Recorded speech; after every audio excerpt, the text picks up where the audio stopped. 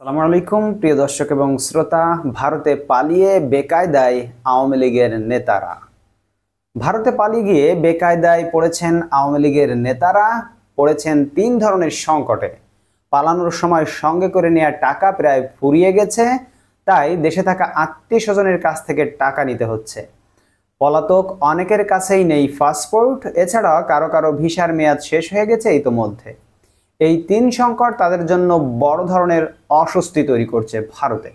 গত 5 আগস্ট ছাত্র জনতার গণঅভ্যুত্থানে শেখ হাসিনা সরকারের পতনের পর আওয়ামী লীগের শীর্ষস্থানীয় অনেক নেতা, সাবেক মন্ত্রী, এমপি অবৈধভাবে দেশ ছেড়েছেন।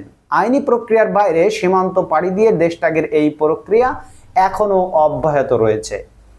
5 লাখ থেকে 2 কোটি টাকায় রফা দফা করেছে সীমান্ত এলাকা থেকে।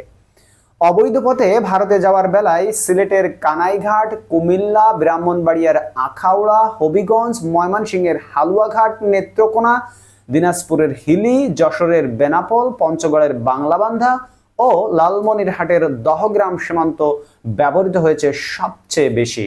সীমান্ত পার হওয়ার পর ভারতের কলকাতা, আগরতলা, ত্রিপুরা, দিল্লি, আসাম ও মেঘালয় রাজ্যে অবস্থান নিয়েছেন যারা পালিয়ে গেছেন তারা। সীমান্ত পার হতে জনপ্রতি 5 লাখ থেকে 2 কোটি টাকা দিতে হচ্ছে দুই দেশের দালালদের।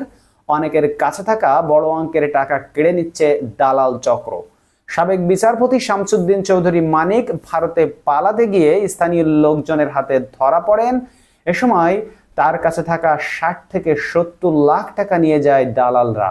ব্রাহ্মণবাড়িয়ার আখাউড়ায় গত 12 সেপ্টেম্বর গ্রেফতার হন সাবেক এমপি ABM ফজলে করিম চৌধুরী।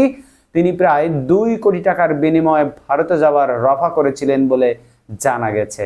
ভারতে কেমন আছেন এখন আওয়ামী লীগের নেতারা? ভারতে পালিয়ে থাকা মন্ত্রীদের তালিকা বেশ দীর্ঘ। ভারতের বিভিন্ন জায়গায় প্রকাশ্যে দেখা গেছে সাবেক স্বরাষ্ট্রমন্ত্রী আসাদুজ্জামান খান কামাল, সাবেক স্থানীয় সরকার মন্ত্রী তাজুল ইসলাম, সাবেক বস্ত্র ও পাট মন্ত্রী জাহাঙ্গীর কবির নানক, সাবেক মৎস্য প্রাণী সম্পদ মন্ত্রী আব্দুর রহমান, সাবেক কৃষিমন্ত্রী উপাধ্যক্ষ ডক্টর আব্দুস শহীদ, সাবেক শিক্ষামন্ত্রী মহিবুল হাসান চৌধুরী নওফেল, সাবেক বিদ্যুৎ জ্বালানি ও খনিজ সম্পদ প্রতিমন্ত্রী নসরুল হামিদ বিপু, রাজশাহীর মেয়র খায়রুজ্জামান লিটন এবং কুমিল্লার সাবেক মেয়র তাহসিন বাহার সূচনাকে। আত্মগোপনে থাকা এই নেতাদের ভাষ্য, তাদের পাসপোর্ট বা ভিসা না থাকলেও সে দেশে চলাচল করতে কোনো সমস্যা হচ্ছে না।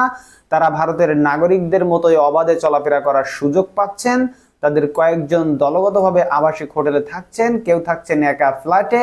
এখন প্রশ্ন হচ্ছে, তাহলে কি ভারত প্রশাসন এসব দেখেও দেখছে না?